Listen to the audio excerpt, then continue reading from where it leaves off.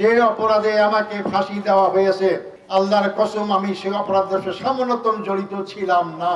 অন্যায়ভাবে হত্যা করা হয়েছে তাদেরকে সরকারকে জানাতে চাই, তাদেরকে আইনের আওতায় এনে শাস্তির বিধান করা হোক। আমাদের সুপ্রিম কোর্টের 7জন বিচারপতি যারা একত্রে হয়ে সবাই ঐক্যমত্যের ভিত্তিতে আমার বিরুদ্ধে সমস্ত অভিযোগকে তার নাকচ করে দিয়ে আমাকে বেকসুর খালাস দিয়েছেন। এর আগে যাদের ফাঁসি দেওয়া হয়েছে, পূর্ণাঙ্গ রায় বের হলে আমরা দেখতে পাবো তাদের ফাঁসিকেও অন্যায়ভাবে হত্যা করা হয়েছে তাদেরকে। এই হত্যাকাণ্ডের সাথে যারা যেখানে যেভাবেই জড়িত, আমি আপনাদের মাধ্যমে সরকারকে জানাতে চাই, তাদেরকে আইনের আওতায় এনে শাস্তির বিধান করা হোক। নাহলে বাংলাদেশ আইনের শাসন থাকবে না। আজকে আমাদের আদালতে মানুষ আস্থা অর্জন করতে শুরু করেছে। আগে আদালত চলতো দলীয় রাজনীতির কারণে, দলীয়ভাবে চলতো, এখন সে আদালত দলীয় মুক্ত হয়েছে। যে অপরাধে আমাকে ফাঁসি দেওয়া হয়েছে, আল্লাহর কসম আমি সেই অপরাধের সাথে সামান্যতম জড়িত ছিলাম না। আমাকে অন্যায়ভাবে করা হয়েছে, অন্যায়ভাবে করা হয়েছে।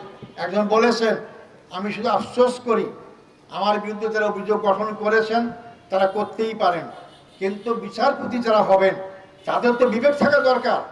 3 কিলোমিটার দূর থেকে আমাকে নাকি দেখেছে, এই 3 কিলোমিটার মাঝখানে আমার নাকি অনেক বাড়িঘরও ছিল। এটা কি সাধারণ, এটা কি সম্ভব? 3 কিলোমিটার দূর থেকে সেই চোখ দিয়ে কি দেখা সম্ভব? যারা সাক্ষী দিয়েছেন তারা দিতে পারেন, মিথ্যা সাক্ষী দিতে পারেন, কিন্তু বিচারপতি বিবেক গেল কোথায়? এরা বিবেক বিক্রি করেছিল আর এক জায়গায়। এই বিবেকহীন বিচারপতি যতদিন বাংলাদেশে থাকবে ততদিন বাংলাদেশের লোকেরা সুবিচার পাবে না।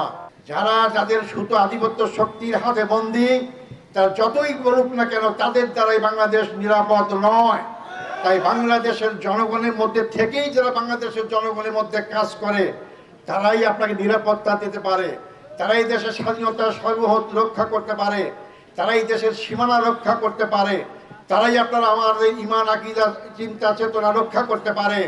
আপনারা আগামী নির্বাচনে সেটা খেয়াল রাখার চেষ্টা করবেন। অনেকেই 15 বছর ভোট দিতে পারেন নাই, এই জন্য ভোটের প্রতি আপনাদের অনেকে বিতৃষ্ণা আছে। আমি অনুরোধ করবো এবার সামনে ভোট বিপ্লব ঘটাতে হবে।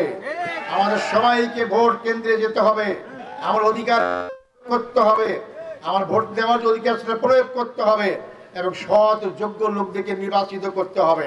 যদি এখানে নির্বাচিত করতে ভুল করি আবার আমাদের বিপদে পড়তে হবে।